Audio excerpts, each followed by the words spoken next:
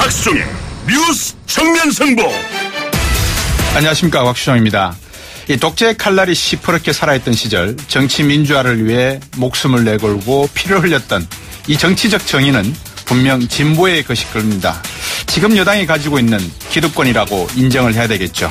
이에 반해서 산업화로 배고팠던 시절 보릿고개 뛰어넘고 1인당 3만 달러의 한강의 기적을 이룬 이 경제 정의는, 이 기득권은 분명 지금 보수라고 불리는 야당의 것일 겁니다. 하지만 이들은 어쩌면 자신들 스스로 배를 너무 불리는데 그 부작용을 인식하고 있지 못했다는 그런 반성을 해야 되지 않을까요? 진보 쪽에서 있는 분들 중에서 이들 보수들과 같이 자신들의 배를 불리운 사람들도 적지 않습니다. 청문회에서 들었기 때문입니다. 결론은 누가 옳고 누가 틀리는 건지는 모르겠습니다. 어쩌면 그들만의 리가 아닐까요? 우리 국민들은, 우리 다수는 우리 생활 속에서 보수의 촛불이나 진보의 촛불이나 그리고 우리 다수 대중들의 촛불은 그냥 촛불일 따름입니다. 자꾸 자기 촛불로 해석하지 말았으면 합니다. 뉴스 정면 승부 시작하겠습니다.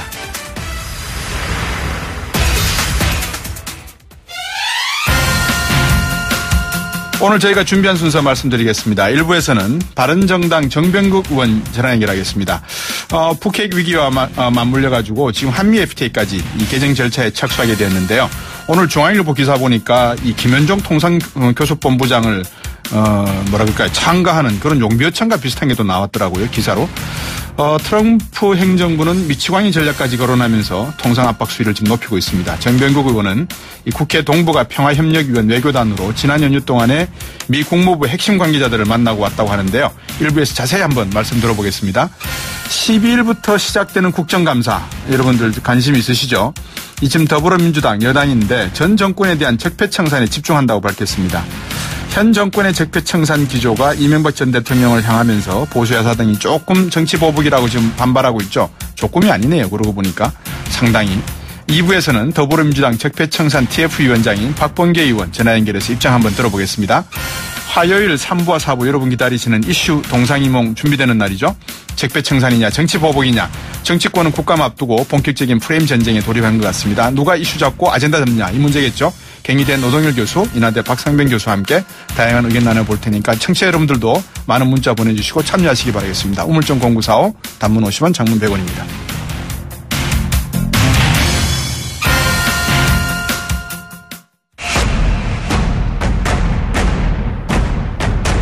박수종의 뉴스 정면 승부.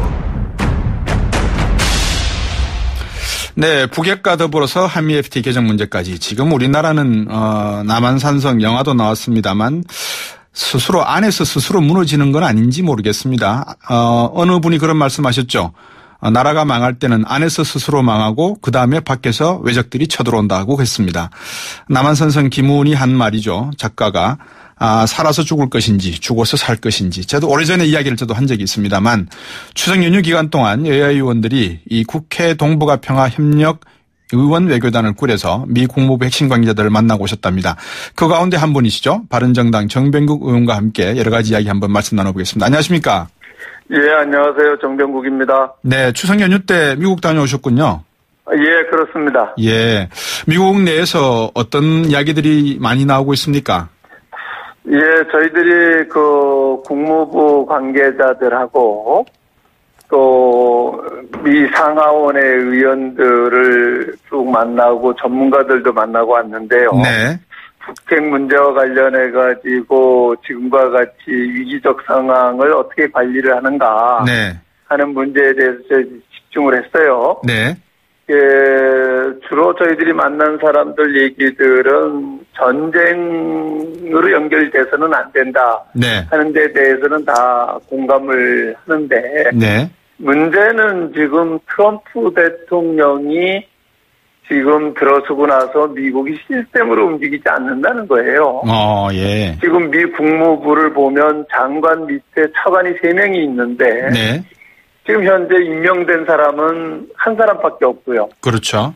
또 차관 밑에 그 차관보가 예. 24명이 있는데 네. 임명된 사람이 지금 3사람밖에 없는 거예요. 예. 그렇기 때문에 시스템으로 움직이지 않고 이 의원들이나 상하원 의원들이나 국무부에 있는 분들이 다 트럼프 대통령이 독자적으로 움직이는 데 대해서 많은 우려들을 하고 있어요. 네. 그래서 지금 북한의 김정은과 트럼프 대통령이 말폭탄을 주고받고 있는데 네. 이런 것들이 자칫 네. 우발적 사고로 연결되지 않을까 이런 우려들을 하는 걸 보면서 걱정스러웠습니다. 예, 그런 개연성이 충분히 있을 것 같이 보이는데요. 예. 저는 걱정되는 게 이런 겁니다. 예를 들면 이제 미국이 어쨌든 간에 뭐 트럼프 대통령이 당선이 된 이상 우리의 가장 강력한 우방이면서 또 한 국가의 대통령이지 않습니까? 그렇습니다. 근데 이분을 우리 언론이나 뭐 이런 잘못 오해를 하면 오해하실 내용인데 우리 언론이나 기사를 쓸 때 미치광이 전략이다 아니면 말폭탄을 쓴다 제정신이 아니다 한 국가의 원수를 이런 식으로 언론이 표현해도 미국은 뭐 개의치 않습니까? 그런데 문제는 미국에서도 그렇게 쓰는 거예요. 예.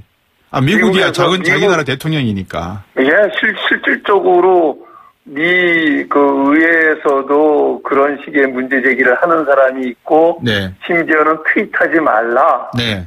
편지를 레터를 내는 사람들도 있고요. 네.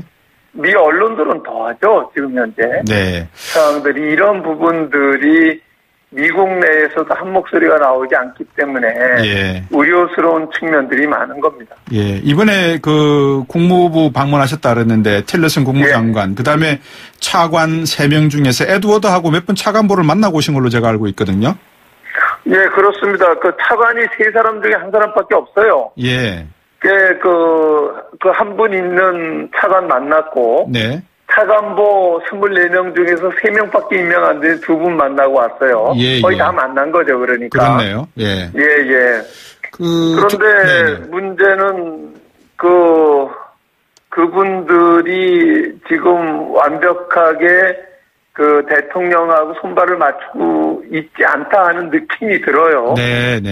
예, 이런 부분들이 걱정스러운 거죠. 보통 미국에서 국무부 장관 그러면 정말 부통령보다 이상의 어떤 정치적 권력과 책임을 들고 있는 곳 아니겠습니까? 예, 그렇습니다. 예. 근데 틸러슨 국무장관이 임명되고 난 다음에 이 트럼프 대통령과의 어떤 행보를 보면 트럼프 대통령의 눈치를 너무 보는 거 아닌가. 자기의 어떤 개인적인 견해보다도 트럼프의 의견을 일방적으로 반영하는 그런 모습을 많이 비치던데 어떻게 보셨습니까, 이번에? 예, 심지어는 워싱턴 포스트지에서 기사를 보면, 네. 개로 표현을 할 정도로. 예. 그렇게 미국 사회에서도 평가들이 그래요. 그러니까요. 그래서 곧 그만둘 거다. 네. 라는 식의 표현들을 많이들 써요. 네.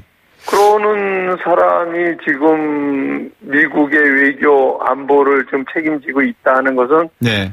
상당히 우려스럽죠. 예. 그리고 네. 대통령하고 손발이 안 맞는 것 같은 느낌도 들고. 네네. 네, 걱정스러운 측면들이 있었어요. 아무래도 이제 싱크탱크도 아마 들려보셨을 것 같은데. 예. 전략문제연구소 CSIS라든지, 그 다음에 외교관계위원회. 예.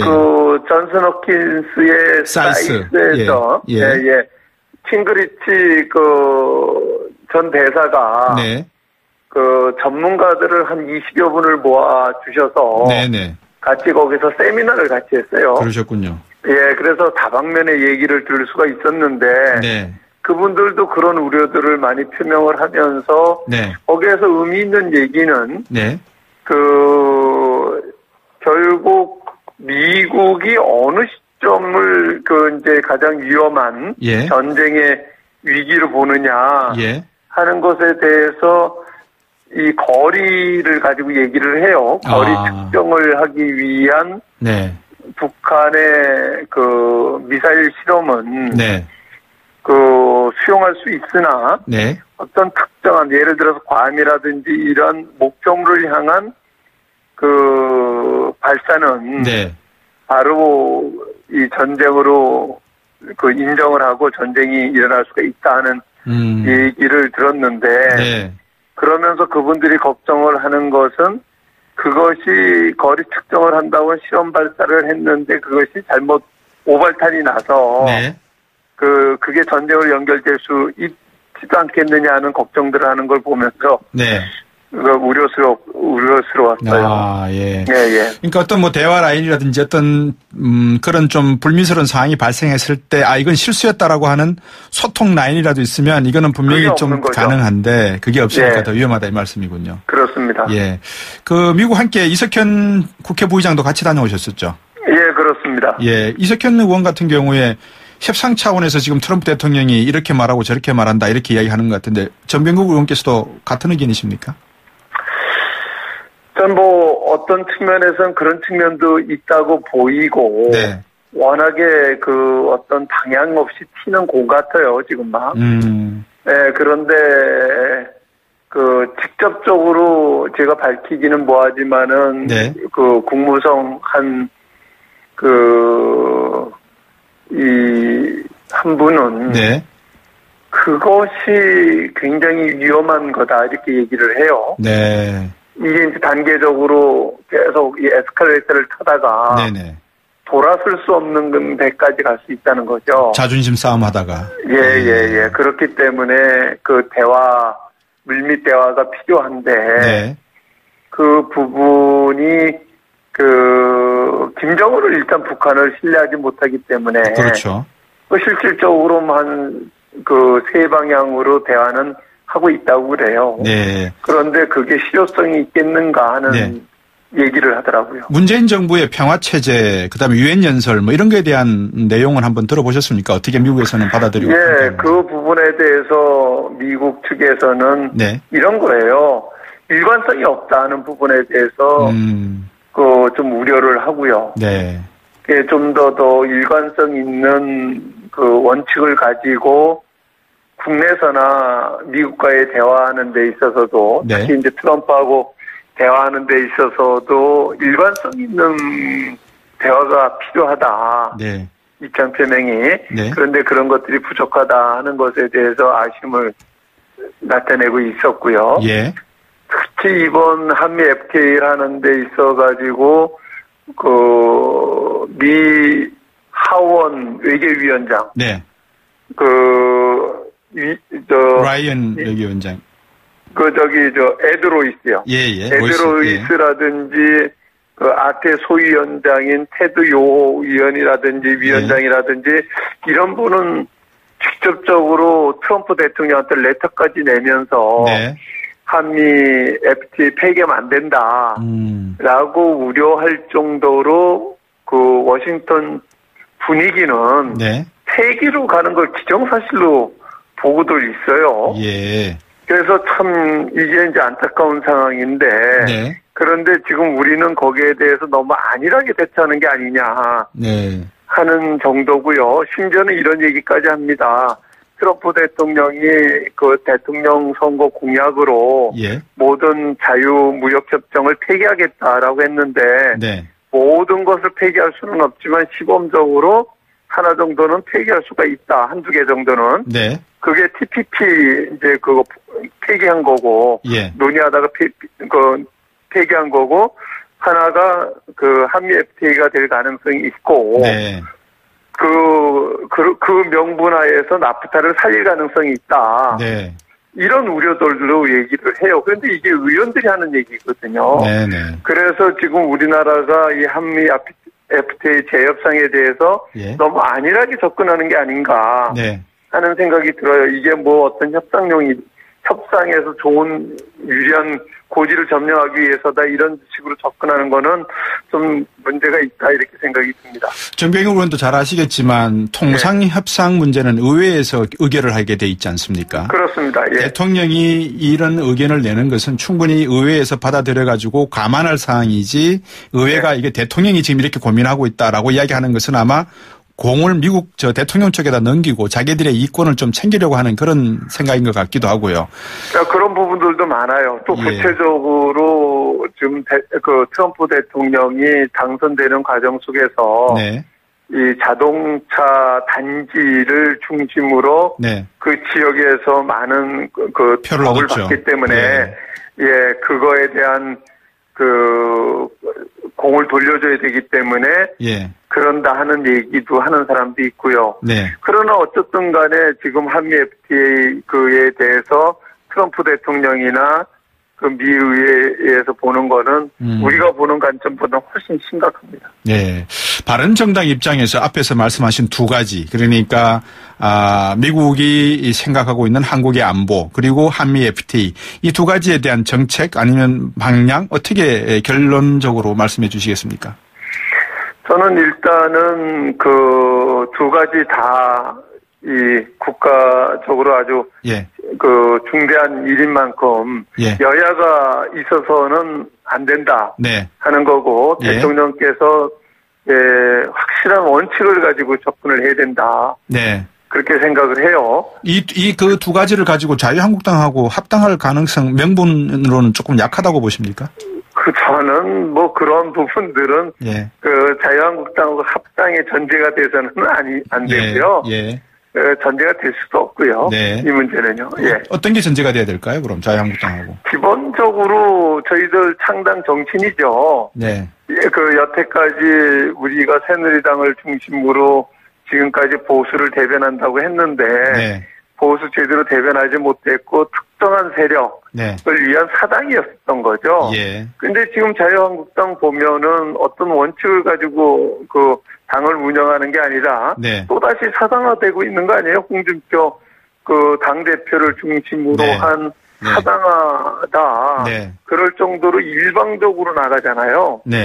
그 어떤 원칙을 가지고 가치를 중심으로 나가는 게 아니라 그때그때 자기 그 정치 생명을 위해서 말 바꾸기를 하고 이것은 지금 국민들이 원하는 보수 정당의 모습이 아닌 거죠.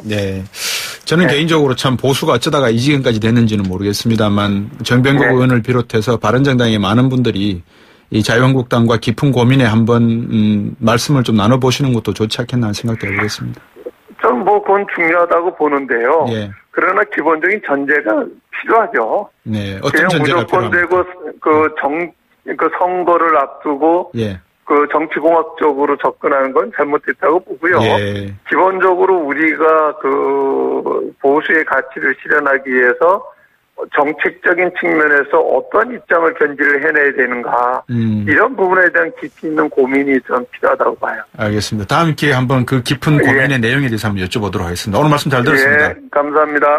바른정당 정병국 의원이었습니다. 2부로 돌아오겠습니다.